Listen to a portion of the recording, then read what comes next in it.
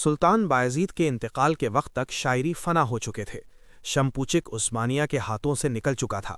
اس کے کچھ حصے ترک امیروں کے قبضے میں واپس جا چکے تھے اور کچھ ابھی تک تاتاریوں کے قبضے میں تھے، بلکہ قتل و غارت کی آماجگاہ بنے ہوئے تھے۔ جو رومیلی سے ایشیا تک پوری سلطنت افراتفری کا شکار تھی۔ بلغاریہ، بوسنیا اور ملاچیا بغاوت کے لیے تیار تھے جب ہم اپنی سلطنت اور اپنے علاقے واپس لینے کا فیصلہ کر رہے تھے۔ لیکن پریشانی اور ناامیدی کے ان حالات میں بھی سلطنت عثمانیہ نے اپنی غیر معمولی قوت کا ثبوت دیا۔ 10-12 سال کی چھوٹی مدت میں نہ صرف اپنے تمام علاقے واپس لے لیے بلکہ پہلے سے زیادہ طاقتور ہو کر ابھری۔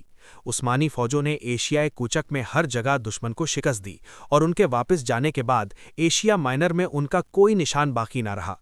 سلطان بایزید کے 6 بیٹوں میں سے 5 اس جھگڑے میں شریک تھے۔ ان میں مصطفیٰ نام کا بیٹا لڑائی میں مارا گیا تھا، جبکہ دوسرا موسیٰ بایزید کے ساتھ گرفتار ہو گیا تھا۔ باقی 3 جان بچا کر بھاگ گئے۔ ان میں سے سب سے بڑا بیٹا سلیمان وزیر اعظم علی پاشا کو ساتھ لے کر ایڈریانوپول پہنچ گیا اور بایزید کے انتقال کے بعد سلطنت کے یورپی حصوں کا مالک بن بیٹھا اور اپنے سلطان ہونے کا اعلان کر دیا۔ اس کے بعد دوسرا بیٹا عیسیٰ برسا پہنچ گیا اور وہاں اپنی حکمرانی کا اعلان کر دیا۔ محمد سب سے چھوٹا اور سب سے لائق تھا۔ وہ ایشیا کے مشرق میں اماسیا کے چھوٹے سے علاقے پر قبضہ کر گیا۔ بایزید کے انتقال کے بعد ان تینوں میں سلطنت کے لیے کشمکش شروع ہو گئی۔ کچھ دن بعد موسیٰ بھی، جسے تیمور نے رہا کر دیا تھا، اپنی قسمت آزمانے آ پہنچا۔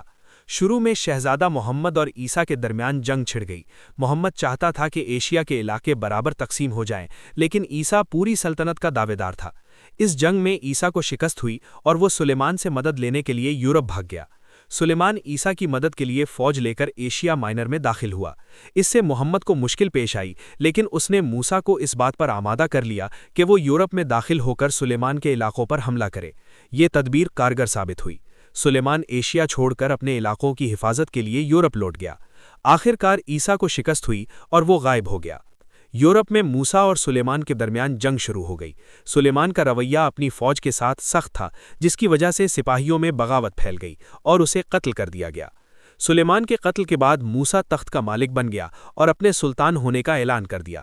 اس کے بعد موسیٰ نے قسطنطنیہ پر حملے کی تیاری شروع کی۔ بائزنٹین بادشاہ نے محمد سے مدد مانگی۔ محمد اپنی ترک فوج اور کچھ لشکروں کے ساتھ قسطنطنیہ کی مدد کے لیے پہنچ گیا۔ آخر کار موسیٰ کو محاصرہ اٹھانا پڑا۔ سربیا کی سرحد پر دونوں فوجیں آمنے سامنے ہو گئیں۔ جنگ سے پہلے ہی موسیٰ کے فوجی سرداروں نے بغاوت کر دی اور فوج محمد سے جا ملی۔ موسیٰ زخمی ہو کر بھاگا، لیکن بعد میں اس کی لاش دلدل سے ملی۔ اس طرح محمد کا کوئی مقابلہ کرنے والا باقی نہ رہا اور اسے سلطان اعلان کر دیا گیا۔ ایشیا اور یورپ کی تمام رعایا نے اس کا خیر مقدم کیا۔